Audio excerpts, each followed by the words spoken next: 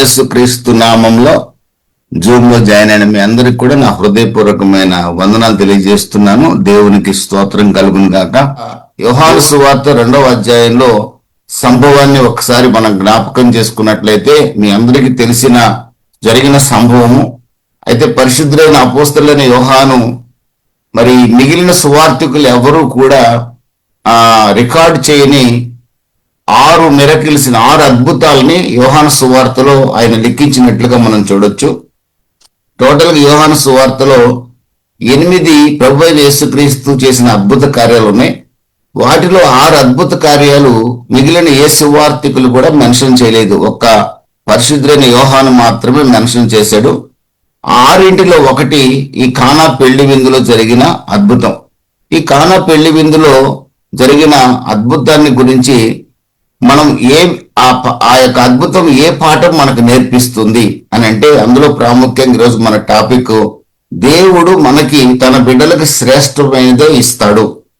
అది ఈ భూమి మీద నివసించే జీవితంలోనైనా, ఈ భూమిని విడిచిన తర్వాత ఆయన రాజ్యంలో మనం చేర్చుకునే విషయమైనా సరే, ఈ భూమి మీద ఉన్నప్పుడు, ఈ భూమిని విడిచినప్పుడు కూడా ప్రతి విషయంలో కూడా తన బిడ్డలకి శ్రేష్టమైన బహుమానం ఇవ్వాలనే దేవుడు ఆశపడతాడు. కనుక ఇప్పుడు కూడా ప్రభువైన యేసుక్రీస్తుని పరిపూర్ణంగా విశ్వసించిన వారు, మనం ఎప్పుడు కూడా నాకు ఈ చిన్న ఆశీర్వాదం వస్తే చాలు, ఈ చిన్న మేలు జరిగితే చాలు అనే ఆలోచన పొరపాటు కూడా చేయకుండా ఒక తీవ్రమైన నిర్ణయంతో మనం బ్రతకగలగాలి. దేవుడు నాకు ఎప్పుడు కూడా శ్రేష్టమైనదే ఇస్తాడు. దేవుడు నాకు ఎప్పుడు కూడా శ్రేష్టమైనదే ఇస్తాడు. అందుకనే యోహాను సువార్త 15వ అధ్యాయంలో కూడా, నాలో నిలిచి ఉండండి, తీగ ద్రాక్షవల్లిలో నిలిచి ఉంటే ఫలిస్తుంది అని అనలా, అక్కడ బహుగా ఫలిస్తుంది అంటున్నాడు. బహుగా ఫలిస్తుంది అనే పదాన్ని అక్కడ తెలుగులో వాడటం జరిగింది. ప్రియమైన దేవుని బిడ్డలరా, దేవుడు మనం ఫలించాలని మాత్రమే కోరుకోడు, బహుగా ఫలించాలని ఆశపడతాడు. బహుగా ఫలించాలని ఆశపడిన దేవుడు మనకి ఆశీర్వాదం ఇస్తానని మాత్రమే చెప్పట్లా, శ్రేష్టమైన ఆశీర్వాదాన్ని ఇవ్వాలని ఆశపడుతున్నాడు. కాబట్టి బహుగా ఫలించమని మనకి చెప్పిన దేవుడు శ్రేష్టమైన ఆశీర్వాదం మనకి ఇవ్వాలని కూడా ఆశపడుతున్నాడు. ఈ కానా పెళ్లి విందులో జరిగిన అద్భుతాన్ని చూసినప్పుడు, మొదట ద్రాక్షరసం ఆ పెళ్లి విందులో చాలా కొంచెం మాత్రమే రుచిగా ఉందట. ప్రభువైన యేసుక్రీస్తు ఎప్పుడైతే కార్యం చేశాడో, ఆ త్రాగిన వాళ్ళందరూ, ఆ విందు యజమాని కూడా అంటున్న మాట ఏంటంటే, నీవు శ్రేష్టమైన ద్రాక్షరసాన్ని ఇవ్వకుండా ముందు మామూలు ద్రాక్షరసాన్ని ఇచ్చావు, ఇప్పుడు ఇచ్చిన ద్రాక్షరసం చాలా శ్రేష్టమైనది, ఇది చాలా శ్రేష్టమైన రుచిని కలిగింది, రుచికరమైనది ఇప్పుడు మాకు ఇచ్చావు, ఇప్పటిదాకా అంత రుచి లేదు అంటున్నాడు. కారణం ఏంటంటే, ఆ పెళ్లి విందులో ప్రభువైన యేసుక్రీస్తు జోక్యం చేసుకోకపోతే ఆ ద్రాక్షరసానికి అంత రుచి వచ్చేది కాదు. ప్రభువైన యేసుక్రీస్తు ఎప్పుడైతే ఆ పెళ్లి విందులో ఆయన ఇంటర్ఫీర్ అయ్యే జోక్యం చేసుకున్నాడో, ఆయన ఎప్పుడైతే ఆయన ఆశీర్వాదాన్ని, ఆయన అద్భుతాన్ని ఆ చోట చూపించాడో, మరింత రుచికరమైన ద్రాక్షరసం ఆ చోట అందించబడింది. ప్రియమైన దేవుని బిడ్డలరా, మట్టి పాత్రలమైన మన జీవితాల్లో మహిమైశ్వర్యంతో మన ప్రభు నింపాడు. మన జీవితాన్ని, ఎందుకు పనికిరాని మన జీవితాన్ని, సాధారణంగా జీవిస్తున్న మన జీవితాన్ని శ్రేష్టమైన జీవితంగా చేయాలని, శ్రేష్టమైన ఆశీర్వాదాలు మనకి ఇవ్వాలని ప్రభువు ఆశపడుతూ ఉన్నాడు. ఈ చోట మనం గమనించినప్పుడు ఆ 2వ అధ్యాయంలో మీకు బాగా తెలిసిన విషయమే, ద్రాక్షరసం అయిపోయింది, యేసు తల్లి ఆ చోట ఉంది, ద్రాక్షరసం లేదని ఆయనతో చెప్పింది. ఆయన నాతో నీకేం పని అన్నాడు, నా సమయం ఇంకా రాలేదని చెప్పాడు. ఆయన తల్లి పరిచారకులను చూసి, ఆయన మీతో చెప్పున్నది చేయుడని చెప్పింది. పరిచారకులు 2-3 తూములు పట్టు 6 రాతి బాణలు తెచ్చారు. ప్రభువైన యేసుక్రీస్తు వాటిని నీళ్లతో నింపమన్నాడు. ఇంచుమించుగా ఒక్కొక్క రాతి బాణ 20 నుండి 120 to 180 లీటర్స్ ఆఫ్ వాటర్ పట్టే రాతి బాణలు. అవన్నీ కూడా 120 నుండి 180 లీటర్లు పడతాయి రాతి బాణలు. 6 రాతి బాణాలు తెచ్చారు. పరిచారకులు ప్రభువైన యేసుక్రీస్తు చెప్పినట్లుగా నీళ్లతో నింపమంటే నింపారు. పంచమంటే పంచారు. ఆ త్రాగిన వాళ్ళందరూ అంటున్న మాట ఏంటంటే, ఆ తొలిలో ద్రాక్షరసమైన ఆ నీళ్లు రుచి చూసినప్పుడు ఆ విందు ప్రధాని పెళ్లి కుమారుడు పిలిచి, ప్రతి వాడును మొదట మంచి ద్రాక్షరసమును పోసి జనులు మత్తుగా ఉన్నప్పుడు జబ్బు ద్రాక్షరసం పోస్తాడు. నీవైతే ఇదివరకు మంచి ద్రాక్షరసం ఉంచుకొని ఉన్నావని చెప్పాడు. అంటే చివరిలో మంచి ద్రాక్షరసాన్ని పోసినట్లుగా మనం ఈ చోట మనం గుర్తించగలం. ప్రియమైన దేవుని బిడ్డలారా, ఈ యొక్క సంభవం జరిగిన ప్రదేశాన్ని కనుక మనం గమనిస్తే ఇది గలిలయ ప్రాంతంలోని కానా అనే ఊర్లో జరిగింది. ఇది నజరేత్కి నార్త్ గా 5 మైల్స్ దూరంలో ఉన్న ప్రాంతం. ఈ కానా అనేది నతానియేల్ అని యేసుప్రభు యొక్క శిష్యుడు ఉన్నాడు, ఆయన యొక్క సొంత ప్రాంతం అది. యోహాను సువార్త 21వ అధ్యాయం 2వ వాక్యంలో మీరు చూస్తే కానాకి చెందిన నతానియేలు అని చెప్పి రాయబడింది. నతానియేలు నివసించే ప్రాంతం అది. ఇప్పుడు ఈ కానా అనే ప్రాంతాన్ని కాఫర్ కానా అంటారు. అది అరబ్ టౌన్, ఇప్పుడు ఒక చిన్న పట్టణంగా ఉంది ఈ రోజుల్లో. ఇక్కడ మరియా యేసుప్రభు యొక్క శిష్యులే ఉన్నట్లుగా మనం చూడొచ్చు. యోసేపు ఆ చోట లేడు, అంటే అప్పటికే యోసేపు మరణించి ఉంటాడని బైబిల్ పండితులకు అభిప్రాయం. అది వివాహ మహోత్సవం విందు. ఇక్కడ నీరు ద్రాక్షరసంగా మారటం అనేది ఒక అద్భుతమైన విషయం. క్యాథలిక్స్ చెప్పేది ఏంటంటే, మరియను పూజించే వాళ్ళు యేసు ప్రభు మరియమ్మ చెప్తేనే చేశాడు ఈ అద్భుతం అని చెప్తారు.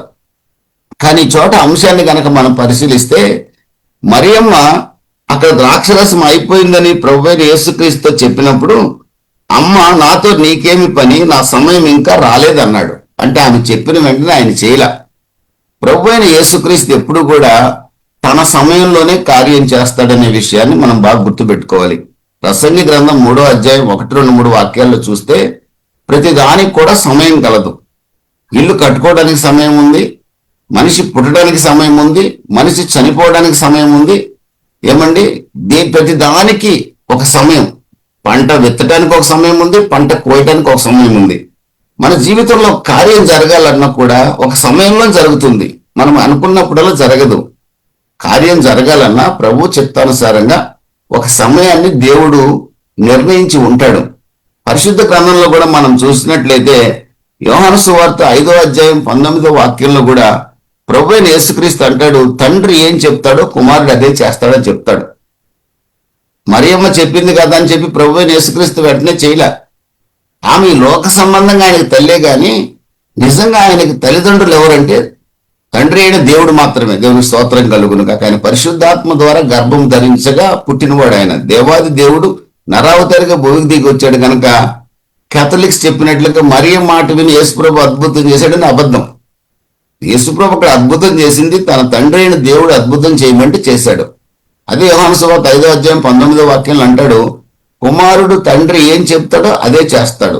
అదే యోహాను సువార్త 5వ అధ్యాయం 30వ వాక్యంలో కూడా అదే మాట ఉంది. యోహాను సువార్త 8వ అధ్యాయం 29వ వాక్యంలో కూడా అదే మాట. తండ్రి చిత్తమే కుమారుడు చేయడానికి వచ్చాడు. యోహాను సువార్త 17వ అధ్యాయంలో కూడా తండ్రి చేయుటకు నీవు నాకు అప్పగించిన పనిని నేను సంపూర్తి చేశాను అంటున్నాడు. యేసుప్రభు ఈ భూమి మీదకి వచ్చింది మరియమ్మ మాట వినటానికి, యోసేపు మాట వినటానికి రాలా, మీ మాట నా మాట వినటానికి రాలా. ఆయన్ని పంపిన తండ్రి చిత్తం చేయడానికి మాత్రమే వచ్చాడు. కనుక అది వాళ్ళు చెప్పే ఆ టీచింగ్ అనేది కరెక్ట్ కాదు. ప్రభు అయిన యేసుక్రీస్తు తగిన సమయంలో కార్యాన్ని చేసినట్లుగా ఈ చోట మనం చూడవచ్చు. ఏమైనా దేవుని బిడ్డలారా, వివాహ విందు జరుగుతూ ఉంది. ఆ వివాహము కొంతమంది బైబిల్ పండితుల అభిప్రాయం ప్రకారం ఇక్కడ మనం ఈ యోహాను సువార్తికుడు సువార్త రాసిన యోహాను యొక్క వివాహ మహోత్సవం అంటారు. యోహాను భక్తుడి యొక్క పెళ్లి విందు అంటారు దాన్ని. కొందరు అంటారు ప్రభు అయిన మరియకు సంబంధించిన బంధువుల యొక్క వివాహ మహోత్సవం అంటారు. కనుకనే మరియా, ప్రభు అయిన యేసు, ఆయన సంబంధించిన వారు ఉన్నారు అని చెప్పి అంటారు. సరే, ఎవరి వివాహమైనా కూడా ఒక వివాహంలో ఏదైనా కొరత ఏర్పడినప్పుడు అక్కడ చాలా ఎంబరాసింగ్ గా ఉంటుంది. ఆ పెళ్లి చేసే వాళ్ళకి చాలా సిగ్గుగా ఉంటుంది, తలదించుకునే పరిస్థితి ఏర్పడుతుంది. ఇప్పుడు మన వివాహాల్లో కూడా మనకు 1000 మందిని పిలిచాం భోజనానికి, ఒక 700 మందికే ఫుడ్ చేసాడు అనుకోండి, మనం క్యాటరింగ్ ఇచ్చినాడు. 200 మందికి భోజనం చాలలేదు అంటే ఏమండి, మనం వివాహం చేసే వాళ్ళే సిగ్గుపడతాము, తలదించుకుంటాం, అవమానంగా ఫీల్ అవుతాం. సిటీలో ఉన్నాం కాబట్టి అప్పుడప్పుడు ఆర్డర్ ఇచ్చి వచ్చేస్తుంది. అదే పల్లెల్లో అయితే చాలా కష్టం. అక్కడ ద్రాక్ష రసం అయిపోయింది. ఆ పెళ్లి చేసే వాళ్ళకి, ఆ వివాహ మహోత్సవాన్ని జరిపించే వాళ్ళు చాలా సిగ్గుపడుతున్న పరిస్థితి. ఒక రకంగా మరియమ్మ గారు బంధువులు అయి ఉండొచ్చు. అందుకే ద్రాక్షరసం అయిపోయింది, కుమారుడ కొద్దిగా చూడమన్నది. మరియమ్మ అద్భుతం చేసేది అయితే ద్రాక్షరసాన్ని ఆమె తయారు చేసేది కదా. మరియమ్మ ద్వారా అద్భుతాలు జరుగుతున్నాయి. మరియమ్మ కళ్ళలోకి వస్తుంది, మరియమ్మ అద్భుతాలు చేస్తుంది. ఏమండి, మరియమ్మకి పూజలు అర్పించేవాళ్ళు చాలా మంది ఉన్నారు. నేను కూడా మెడ్రాస్ పట్టణం దగ్గర ఏదో ఒక ప్రాంతం ఉంది, అక్కడికి ఒకసారి చూద్దామని వెళ్ళాను నేను. చాలా మంది రకరకాల వస్తువులు మన హైందవ సాంప్రదాయాల్లో ఉన్నట్లుగా చెవులు చేయించి, వెండి చెవులు చేసి కుండీలు వేసేవాళ్ళు, ముక్కులు చేసి ఉండీలు వేసేవాళ్ళు, తాలిబొట్లు వేసేవాళ్ళు చాలా మంది ఉంటారు అక్కడ. ఏ మహిమలు జరిగాయని చెప్తుంటారు. సరే, ఏది ఏమైనప్పటికీ కూడా మరియమ్మ అద్భుతం చేసే ఆమె అయితే ఏమండి, ఆమె దేవత అయి ఉంటే యేసుప్రభువుకు చెప్పాల్సిన అవసరం లేదు అక్కడ. ఆమె అద్భుతం చేయలేదు కనుకనే, తను సాధారణ మనిషి కనుకనే, ఆమె గుర్తించింది కనుకనే కుమారుడా రాక్షరసం అయిపోయింది, ఒకసారి అటు చూడమన్నది. ఆ సంగతి ఏంటో చూడమన్నది. కనుక ఆమె అద్భుతం చేస్తుంది, ఆమె దేవత అనే మాట కూడా అబద్ధమే. ఆమె చెప్తే యేసుప్రభు చేసేటది కూడా అబద్ధమే. యేసుప్రభు కూడా వెంటనే చేయలే అద్భుతాన్ని. అక్కడ ఆయన కొన్ని అద్భుతం జరగడానికి ముందు ఆయన కొన్ని విషయాలు పరిచారకులకు చెప్పాడు. పరిచారకులకు ఆయన తెలియజేసినప్పుడు పరిచారకులు ఆయన ఆదేశాన్ని ఎప్పుడైతే పాటించారో ఆ చోట అద్భుతం జరిగింది. ఇమైన దేవుని బిడ్డలారా, దేవుడు మనకు శ్రేష్టమైనది ఇవ్వాలని ఆశపడుతున్నాడు. కానీ శ్రేష్టమైనది ఇస్తాడని చెప్పి మనం కళ్ళు తెరిచి ఎదురు చూస్తుంటాం, మంచిదే. కానీ శ్రేష్టమైనది ఇవ్వాలంటే మనం జీవించవలసిన భక్తి విధానం కూడా ఈ 2వ అధ్యాయంలో ఈరోజు అంశంలో మనం నేర్చుకోగలం. ఏ విధమైన భక్తి ఎలా చేయాలో కూడా చాలా ప్రాముఖ్యమైన విషయాన్ని మనం నేర్చుకోగలం. కాబట్టి ఈ కానా పెళ్లి విందులో ప్రభువైన యేసుక్రీస్తు అద్భుతం చేశాడు. అక్కడ వారందరూ సిగ్గుపడుతున్న సమయంలో ప్రభువైన యేసుక్రీస్తు పరిచారకులను ఆదేశించగా వారు నీళ్లను తీసుకుని వెళ్లి పంచినప్పుడు అది ద్రాక్షరసంగా మార్చబడి ఏమండి, అనేకులు ఆశ్చర్యచకితులై ఇంత శ్రేష్టమైన ద్రాక్షరసాన్ని తమకు ఇచ్చినందుకు వారు సంతోషించి ఆనందించినట్లుగా ఆ చోట మనం చూడగలం. ఈ రోజున ప్రభువైన యేసుక్రీస్తుని కలిగి ఉన్న మన కుటుంబాల్లో కూడా, మన పిల్లల జీవితాల్లో కూడా దేవుడు అద్భుతాలు చేయాలని ఆశపడుతున్నాడు. శ్రేష్టమైన ఆశీర్వాదాన్ని మనకి ఇవ్వాలని ఆశపడుతున్నాడు. మన పిల్లల్ని, మనల్ని కొండ మీద కట్టబడిన పట్టణాల వలె దేదీప్యమానంగా వెలిగించాలని ఆశపడుతున్నాడు. అలాగని నోట్ల కట్టలు 2000 రూపాయలు ఇంకా బ్యాన్ చేయలేదు అనుకుంటా. నోట్ల కట్టలు ఆకాశం నుంచి దింపుతానని చెప్పట్లా. మనకు ఉన్న దాంట్లో సంతృప్తిగా బ్రతికేటట్టుగా చెయ్యాలని దేవుడు ఆశపడుతున్నాడు. మనకు ఉన్న దాంట్లోనే మనం, మన పిల్లలు సంతోషంగా, ఆనందంగా, ఏమండి, మన కళ్ళ ముందు 1000 కోట్ల రూపాయల డబ్బున్నా అనుభవించలేని జీవితం వ్యర్థమైన జీవితమే. కనుక మన దగ్గర 1000 రూపీస్ ఉన్నా సంతోషంగా జీవించే కుటుంబాలు చాలా ఉన్నాయండి. అలాంటి గొప్ప ఆశీర్వాదాన్ని ఇవ్వాలని ప్రభు ఆశపడుతున్నాడు. ఈ చోట మనం ఆత్మీయ భాషలో చూసుకుంటే ఈ యొక్క రాతి బాణలు సాధారణంగా యూదుల ఇళ్ళకి ఎవరన్నా వచ్చినప్పుడు ఆ ఎక్స్టర్నల్ ప్యూరిఫికేషన్స్ కి, ఆ కాళ్ళు కడుక్కోవటానికి కానీ, చేతులు కడుక్కోవటానికి కానీ, ముఖం కడుక్కోవటానికి కానీ వాటికి ఉపయోగిస్తారు. ఆ పాత్రలోని నీళ్లు ఎక్స్టర్నల్ ప్యూరిఫికేషన్ కి ఉపయోగిస్తారు. అయితే ఈ చోట ప్రభువైన యేసుక్రీస్తు జనరల్ గా ద్రాక్ష రసాన్ని తోలు తిత్తుల్లో, అంటే వైన్ స్కిన్స్ ఉపయోగిస్తారు ద్రాక్ష రసాన్ని నిల్వ చేయడానికి. కానీ ప్రభువైన యేసుక్రీస్తు ఇక్కడ నీటిని ద్రాక్ష రసంగా మార్చడానికి రాతి బాణాలను వాడాడు. ఈ రాతి బాణాలు ఎవరో కాదండి, మీరు నేనే. ప్రియమైన దేవుని బిడ్డలారా, మనం మంటి ఘటాలలో మహిమైశ్వర్యాన్ని ప్రభువైన యేసుక్రీస్తు నింపాడు. ఆ రాతి బాణల్లో నీళ్లు నింపినప్పుడు నీళ్లు ద్రాక్షరసంగా మార్చబడ్డాయి. అంటే ఈ రాతి బాణలమైన మనల్ని ప్రభువైన యేసుక్రీస్తు తన అమూల్యమైన రక్తాన్ని చిందించి, ఆయన 2 కొరింథీ 5:21 ప్రకారం పాపమెరుగని యేసుక్రీస్తు మన కొరకు పాప ముద్దగా మారి, ఏమండి, మంటి ఘటాలమైన మనల్ని మహిమైశ్వర్యంతో నింపాడు. ఏ యోగ్యత లేని అపరాధముల చేత, పాపముల చేత చచ్చిన మనల్ని, పాపం చేసి దేవుడి మహిమకు దూరమైన మనల్ని, ఏమండి, ఇక్కడ రాతి బాణంలో నింపబడిన నీళ్లు ద్రాక్షరసంగా ఎలా మార్చబడ్డాయో, ప్రభు అయిన యేసుక్రీస్తు ఆకాశానికి భూమికి మధ్య వేలాడి అమూల్యమైన రక్తాన్ని చిందించి ఎందుకు పనికిరాని మనల్ని, యోగ్యత లేని మనల్ని 1 పేతురు 1:17-18 ప్రకారం తన అమూల్యమైన రక్తం చేత మనల్ని కడిగి విమోచించాడు. దేవునికి స్తోత్రం కలుగును గాక. ప్రియమైన దేవుని బిడ్డలారా, రాతి బాణలు, పక్కన పడి ఉండాల్సిన రాతి బాణలు నీళ్లతో నింపబడ్డాయి. నీళ్లతో నింపబడిన రాతి బాణలు ద్రాక్షరసము కలిగిన రాతి బాణలుగా మారాయి. ఆ ద్రాక్షరసం కూడా శ్రేష్టమైన ద్రాక్షరసంగా మారింది. ఈ రోజున మీరు, నేనెవరినో నాకు బాగా తెలుసు, మీరెవరో మీకు బాగా తెలుసు.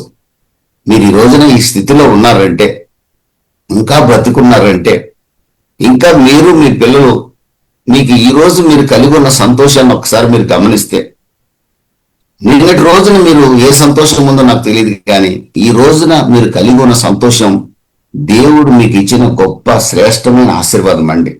దేవునికి స్తోత్రం కలుగును కాక. 4 సంవత్సరాల క్రితం మీ జీవితం ఏంటో, 15 సంవత్సరాల క్రితం నా జీవితం ఏంటో నాకు బాగా తెలుసు.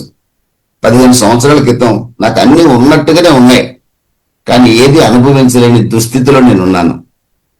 అంతా సంతోషంగా ఉన్నట్టుగానే కనబడుతుంది, కానీ అంతరంగ సంతోషం ఏమాత్రం లేని జీవితాన్ని నేను జీవించాను.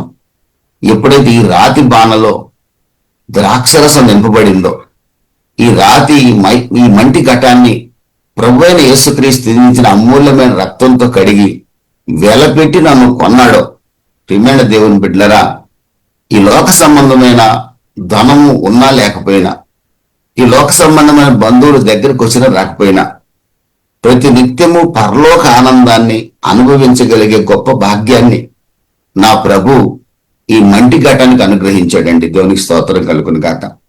ఈ మంటి ఘటాన్ని తన మహిమైశ్వర్యంతో నింపి, తన అమూల్యమైన రక్తంతో కడిగి, బలహీనుడైన నేను ఎక్కడ నిలబడ్డా నా ప్రభు అయిన యేసుక్రీస్తు నా ద్వారా ఘనపరచబట్టం చూసినప్పుడు, ఇంత గొప్ప దేవుడు నాకు దొరకటం నా జీవిత ధన్యత కదా అని నా దేవుడిని బట్టి నేను సంతోషించకుండా ఉండలేను. ఎక్కడికి వెళ్ళినా 2 చేతులు జోడించి విలువ లేని నాకు నా ప్రజలు విలువ ఇవ్వటం చూసి, నా ప్రభు నాకు ఇచ్చిన ఈ గొప్ప ధన్యతను బట్టి నేను సంతోషపడుతున్నాను. నా చదువు నాకు విలువ ఇవ్వలేదు, నాకున్న ఏది కూడా నాకు విలువ ఇవ్వలేదు, కానీ నా ప్రభు అయిన యేసుక్రీస్తు ఈ మంటి ఘటనలో తన ద్రాక్షరసాన్ని నింపినట్లుగా, బాణంలో నీళ్ల ద్రాక్షరసంగా మార్చినట్లుగా, ఈ పాపపు పంకిలమైన ఈ హృదయాన్ని తన అమూల్యమైన రక్తంతో కడిగి శుద్ధి చేసి నీతి గల హృదయంగా మార్చి, నీవు నా సొత్తు, విలువ పెట్టి కొనబడిన వాడివి, నాకు మహిమార్థంగా నువ్వు బ్రతుకు, నేను అనేకులకు ఆశీర్వాదకరంగా మారుస్తానని వాగ్దానం చేసి, అన్ని జనులకు నా ప్రభు నన్ను వెలుగ్గా చేసి, అనేక మంది విగ్రహారాధికులతో ఆయా సమయాల్లో మాట్లాడుతూ ప్రభు అయిన యేసుక్రీస్తుని పరిచయం చేసే గొప్ప భాగ్యం, ఈ ప్రభు అయిన యేసుక్రీస్తుని ఎరిగిన విశ్వాసులు అనబడే వారిలో కూడా, నిజమే నేను విశ్వాసులైన బతకాలి, బ్రతికితే రాజైన ప్రభు కొరకే బతకాలి, మా జీవితం ప్రభు కొరకే బతకాలి, ప్రభు కొరకే ముగించాలి అనే ఒక రోషం కలిగిన తీర్మానం విశ్వాసులు చేయటానికి కూడా ఒక బలమైన సాధనంగా ఈ బలహీనుని వాడుకుంటున్న దేవుని బట్టి స్తోత్రాలు చెల్లించుకుని ఉండలేను. దేవునికి స్తోత్రం కలుగును గాక. ప్రియమైన దేవుని బిడ్డలరా, మీ జీవితాలని ప్రభు అయిన యేసుక్రీస్తు తన అమూల్యమైన రక్తంతో కడిగి విలువైన పాత్రలుగా మిమ్మల్ని మార్చాడు. ఇప్పుడు మీకు శ్రేష్టమైన ఆశీర్వాదాన్ని మీరు అనుభవిస్తున్నారు. ఇప్పటి వరకు కూడా ఇంకా శ్రేష్టమైన ఆశీర్వాదం మేము అనుభవించలేకపోతున్నాం. మరింత శ్రేష్టమైన ఆశీర్వాదం మాకు కావాలని ఆశపడితే, ఈ చోట ఆ పరిచారకులు ఏం చేశారో ఒక్కసారి గనక మనం గమనిస్తే, ఆ పరిచారకులు చేసినట్లుగా గనక మనం చేయగలిగితే ఏమండి, మరింత శ్రేష్టమైన ఆశీర్వాదాన్ని మీరు నేను అనుభవించే అవకాశం ఉంది. ప్రియమైన దేవుని బిడ్డలరా, ప్రభువైన యేసుక్రీస్తు 7వ వాక్యం 2వ అధ్యాయంలో, యేసు ఆ బాణలు నీళ్లతో నింపుడని వారితో చెప్పగా, ఇక్కడున్న వారు ఎవరు అంటే పరిచారకులు, విందులో పరిచర్య చేసేవాళ్ళు. ఈ రోజు నా పరిచారకులు ఎవరో కాదు, మీరు నేనే. ఆ రాతి బాణలు ఎవరో కాదు, మీరు నేనే. నింపబోయే నీళ్లు ద్రాక్షరసంగా మార్చబడే, ఆ నీళ్లు ద్రాక్షరసంగా మార్చబడేది ఎవరి జీవితంలోనూ కాదు, నీ జీవితంలో, నా జీవితంలోనే. ఆ ద్రాక్షరసం శ్రేష్టమైనదిగా అనేకులు గుర్తించగలిగేటట్లుగా ప్రభువైన యేసుక్రీస్తు అక్కడ చేశాడు. ఈ రోజున మన జీవితాన్ని కూడా శ్రేష్టమైన జీవితంగా మనం మాత్రమే కాదు, మన పిల్లలు మాత్రమే కాదు, మన చుట్టుపక్కల ఉన్న వాళ్ళు కూడా, మన సంఘస్థులు కూడా, ఇదిగో ఇతని జీవితం శ్రేష్టమైన జీవితం, ఇతడు ప్రభు దగ్గర శ్రేష్టమైన ఆశీర్వాదాలు పొందాడు అని మనల్ని గూర్చి అనేకులు సాక్ష్యం చెప్పేటట్లుగా ప్రభు చేయబోతున్నాడు. జీవవాక్యాన్ని చేతపట్టుకొని అనేకుల మధ్య వెలిగే వారిగా ప్రభు మనల్ని చేయబోతున్నాడు. దేవుని స్తోత్రం కలుగును గాక. దానికి 3 చాలా సింపుల్ విషయాలండి. ఇక్కడ పరిచారకులతో ప్రభు యేసుక్రీస్తు చెప్పాడు, ఆ బాణలు నీళ్లతో నింపండి అని చెప్పాడు. ఒక్కొక్క బాణ 120 నుంచి 180 లీటర్స్ వరకు పడుతుంది. 6 రాతి బాణాలు తెచ్చారు. పరిచారకులు ప్రభు అయిన యేసుక్రీస్తు చెప్పినట్టుగానే ఎందుకని ప్రశ్నించకుండా రాతి బాణల్ని నీళ్లతో నింపారు. యోహాను సువార్త 15వ అధ్యాయం 7వ వాక్యంలో అంటాడు, నా యందు మీరును మీ యందు నా మాటలు నిలిచి ఉన్న ఎడల, అంటే నా మాటలు నిలిచి ఉన్న ఎడల అంటే నా మాటలు మీరు గైకొనిన ఎడల మీరు ఏది అడిగినా నేను చేస్తానన్నాడు ప్రభు. అక్కడ యోహాను సువార్త 14వ అధ్యాయం 21వ వాక్యం నుంచి కూడా మీరు చదువుకుంటే, నా మాటలు ఎవరు గైకొంటారో నేను తండ్రి అతని యొద్ద నివాసం చేస్తామని ప్రభు చెప్పాడు. నేను తండ్రి అతని యొద్ద నివాసం చేస్తామని ప్రభు చెప్పాడు. యేసయ్య మాటలు ఎవరైతే వింటారో ఆ ప్రకారం జీవిస్తారో తండ్రి, కుమార, పరిశుద్ధాత్మ త్రియేక దేవుడు వారి హృదయాల్లో నివాసం చేస్తారు, వారి ఇంట్లో నివాసం చేస్తారు. ప్రకటన గ్రంథం 3వ అధ్యాయము 19, 20, 21 వాక్యాలు మీరు చూస్తే, ఇదిగో నేను తలుపు యొద్ద నిలబడి తట్టుచున్నాను, ఎవరు తలుపు తీస్తే అక్కడికి మేము వచ్చి నివాసం చేస్తామంటున్నాడు. మేము వచ్చి నివాసం చేస్తాం, వారితో కలిసి భోజనం చేస్తామని కూడా మరొక చోట రాయబడింది. వారితో కలిసి భోజనం చేస్తామని కూడా రాసింది. ప్రియమైన దేవుని బిడ్డలారా, మనం సామాన్యులం కాదండి. ప్రభు అయిన యేసుక్రీస్తు మన హృదయాల్లో నివసించాలని ఆశపడుతున్నాడు. ఆయన నివసించాలంటే ఒకే ఒక మార్గం, ఆయన ఏం చెప్తున్నాడో దాన్ని చేయడం మాత్రమే. నా యందు మీరును మీ యందు నా మాటలు నిలిచి ఉన్న ఎడలా మీకేదిష్టమో అడగండి నేను చేస్తా. మీకేదిష్టం అడగండి నేను చేస్తా. ఇక్కడ సర్వెంట్స్, పరిచారకులు చేసిన పని, వీఆర్ సర్వెంట్స్, మనమే పరిచారకులు. ప్రభు మనతోనే మాట్లాడుతున్నాడు. కానా పెళ్లి విందులో అద్భుతం జరగటానికి కారణం పరిచారకుల యొక్క విధేయత.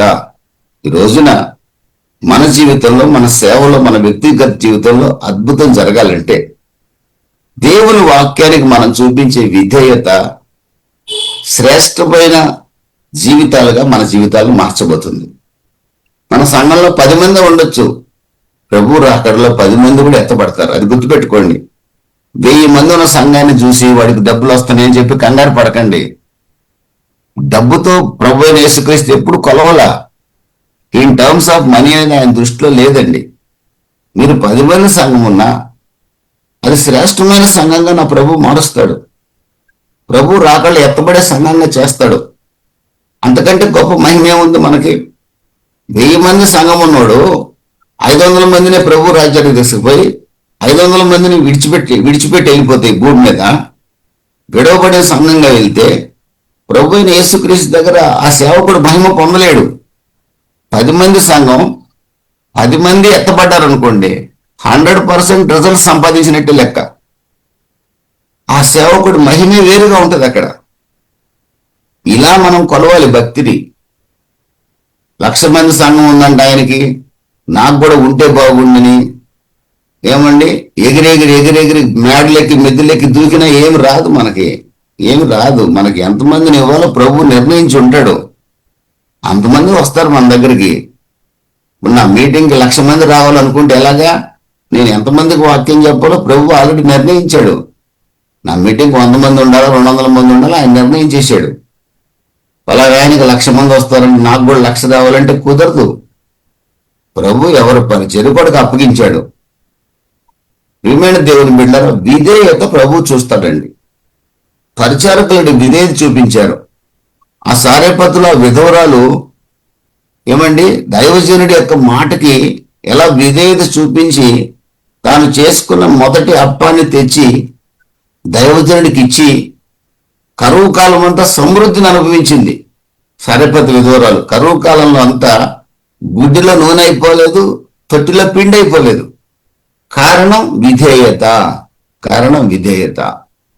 సౌలు రాజ్యం కొట్టివేయబడింది, కారణం అవిధేయత. సౌలు రాజ్యం కొట్టివేయబడింది, తన కత్తి మీద తానే పడి చనిపోయాడు, కారణం అవిధేయత. ఏమంటే 1 సమూయేలు గ్రంథం 15వ అధ్యాయంలో మాట వినుట శ్రేష్టం. దావీదు రాజయ్యాడు, కారణం దావీదు విధేయుడు. అతడు ఎన్ని శ్రమలు పడ్డా కూడా దేవుని మాత్రం విడిచిపెట్టలేదు. దేవుని మాటకి అతడు చూపించిన విధేయత ఏమంటే అతని సింహాసనాసీనుడిగా చేసింది. దేవుని మాటకి రాజైన సౌలు చూపించిన అవిధేయత అతని పతనానికి నాంది పలికింది.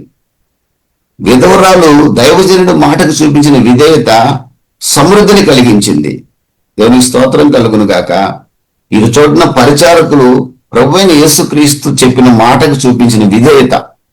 బాణలు ఎందుకు, నీళ్ళెందుకు పోయేలా ఏం అడగల, మీరు నేనైతే అది అడుగుతాం. అందుకే మనం శ్రేష్టమైన ఆశీర్వాదాలు పొందలేకపోతున్నాం.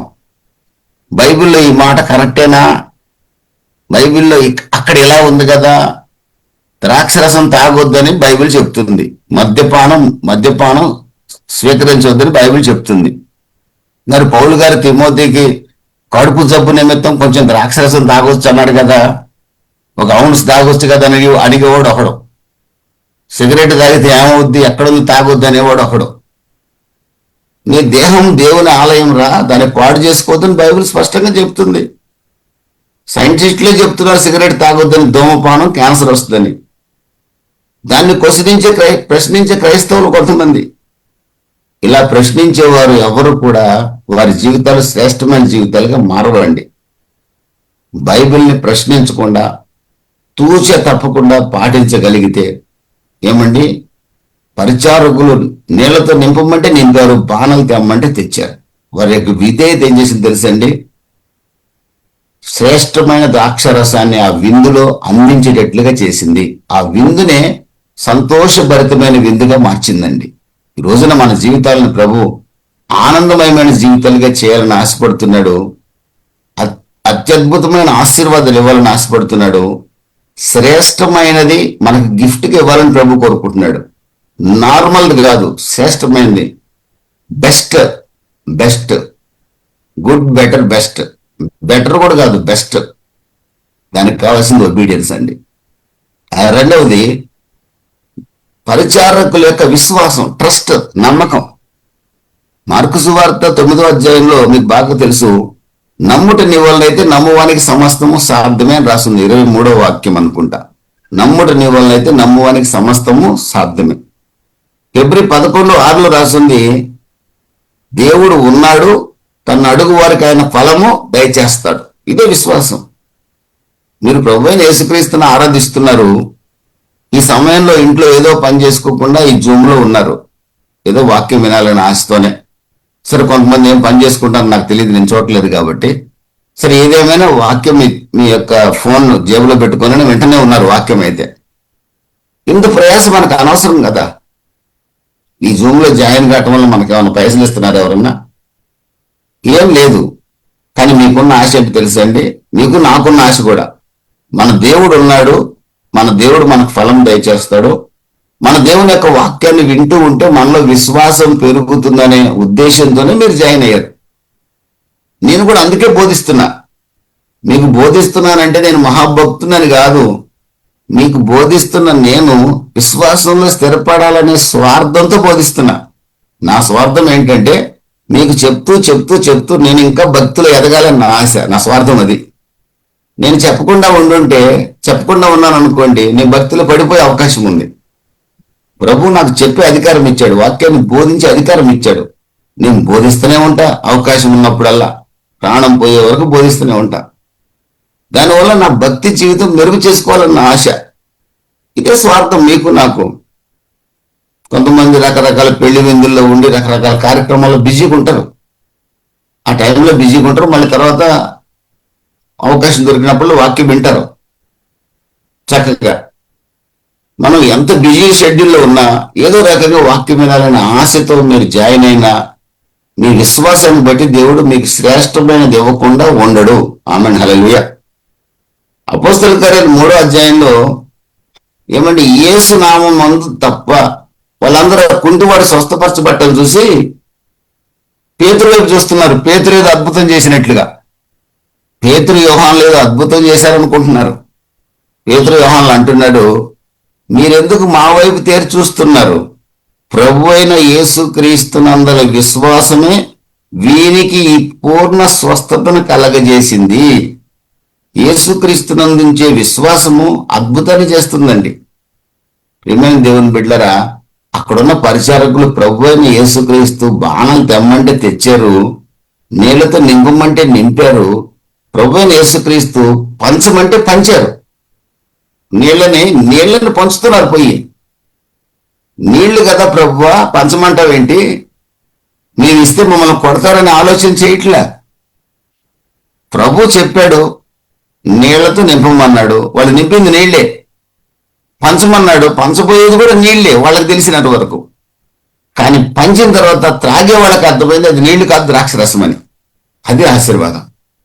దానికి కారణం పరిచారకుల యొక్క నమ్మకం, తమను పంపిన వారి మీద వారికి ఉన్న నమ్మకం. ఈ రోజున మనల్ని అమూల్యమైన రక్తాన్ని చిందించి రక్షించిన దేవుడు మనల్ని అనాథలుగా విడవడండి.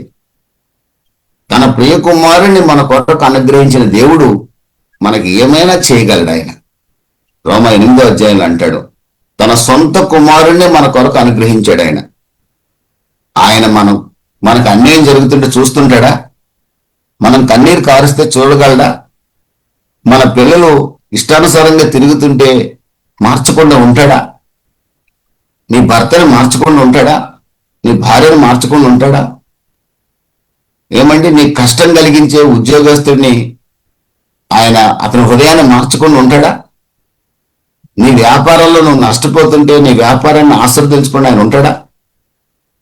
నీకు పొరుగువాడు అన్యాయం చేస్తుంటే నీ కొరకు రక్తం చెందించి నిన్ను కొన్న యేసు ప్రభు చూస్తూ ఊరుకుంటాడా?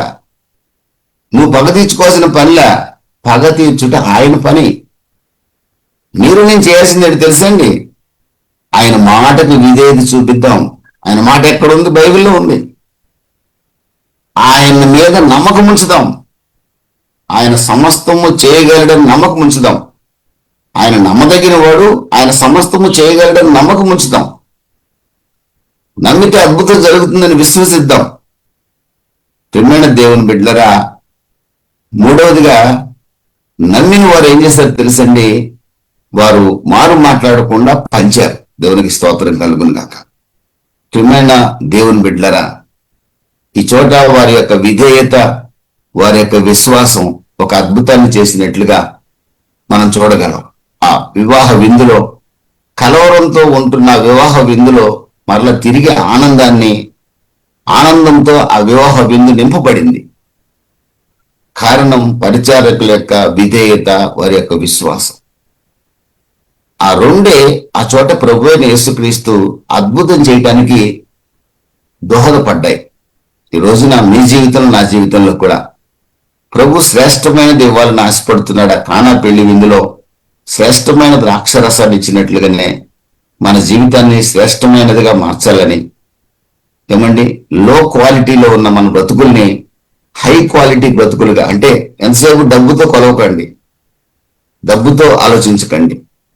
లో క్వాలిటీలో ఉన్న బ్రతుకులు అంటే ఆత్మీయంగా ఏదో క్రైస్తవులుగా ఉన్నాం కానీ ఆశీర్వాదాలు లేని బ్రతుకులు మనం బతుకుతుంటే, ఈ రోజున హై క్వాలిటీ జీవితాలంటే ఆశీర్వాదకరమైన జీవితం.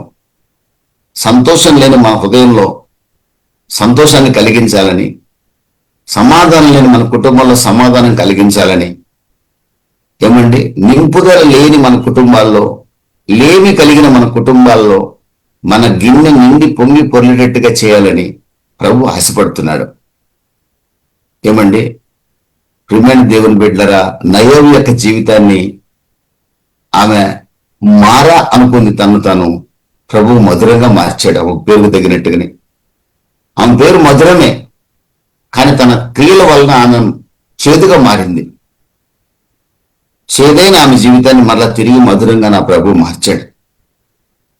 రూత్ యొక్క జీవితాన్ని ఆమె పేరుకు తగినట్లుగానే చిగిరింపజేశాడండి. దేవునికి స్తోత్రం కలుగును గాక. 3 బారిపోయిన ఆమె జీవితాన్ని ప్రభు చిగిరింపజేశాడు. దేవునికి స్తోత్రం కలుగును గాక. ప్రియమైన దేవుని బిడ్డలారా, మారాన్ని మధురంగా మార్చిన దేవుడు 3 బారిన జీవితాన్ని చిగిరింపజేయగలిగిన దేవుడు మన దేవుడు. ఆయన శ్రేష్టమైనది మనకి ఇవ్వాలని ఆశపడుతున్నాడు. రూత్ యొక్క జీవితంలో మీరు చూస్తే 3 బారిపోయిన ఆమె జీవితం, కానీ 3 బారినప్పటికి కూడా ఇశ్రాయేలు దేవుని హత్తుకుంది. ఇశ్రాయేలు దేవుని హత్తుకుంది. నీ దేవుడు నా దేవుడు నాతో చెప్పి బెత్లెహేముకు ప్రయాణమే వెళ్ళింది. 3 బారిన ఆమె జీవితం చిగురించింది. నయోమి, మధురముగా ఉన్న నయోమి చేదుగా మార్చుకుంది బ్రతుకుని. మరలా తిరిగి బెత్లెహేముకి వెళ్ళి చేదైన ఆమె జీవితాన్ని మధురంగా మార్చుకోగలిగింది. ఈ రోజున మనం ఒకప్పుడు సంతోషంగా ఉన్నామేమో, ఒకప్పుడు మధ్యలో ఏదైనా కారణం వల్ల అవిధేయులమై దుఃఖం మన జీవితంలో కలిగిందేమో, నాకు తెలియదు. కానీ ఈరోజు ప్రభు అంటున్నాడు, ఈ మాటలు విన్న ప్రతి ఒక్కరితో ప్రభు మాట్లాడుతున్నాడు.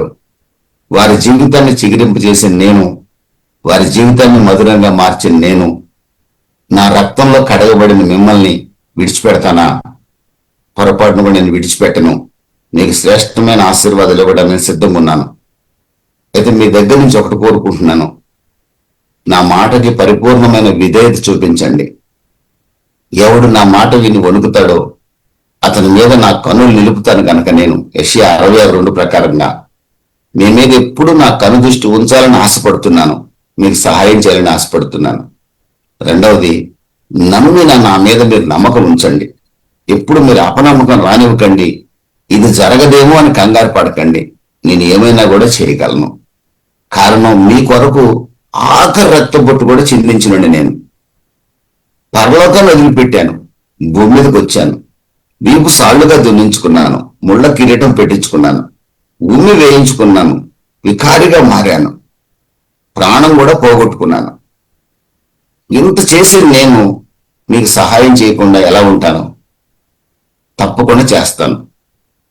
నా మీద నమ్మకం ఉంచండి. నమ్ముట నీ వలనైతే నమ్మువానికి సమస్తం సాధ్యమే. మీరు నమ్మితే కృప మిమ్మల్ని ఆహరిస్తుంది. కీర్తనల గ్రంథం 32:10 ప్రకారం నమ్మకాన్ని పోగొట్టుకోకండి. పరిస్థితులు ఏ విధంగా ఉన్నప్పటికీ కూడా నాలో నిలిచి ఉండండి. నేను మీకు బెస్ట్ ఇవ్వడానికి సిద్ధంగా ఉన్నాను. మీకు శ్రేష్టమైనది ఇవ్వడానికి సిద్ధంగా ఉన్నాను. ప్రభు మనల్ని అడుగుతున్నాడు. మన నిర్ణయం ఏంటో ప్రభువు చెప్పుకున్నాం. ప్రభు నీ మాటకు నేను విధేయత చూపిస్తాను, ఏది ఏమైనా నీ మీద పరిపూర్ణమైన నమ్మకం ఉంచుతాను. ఈ 2 ప్రభు మనల్ని అడుగుతున్నాడండి.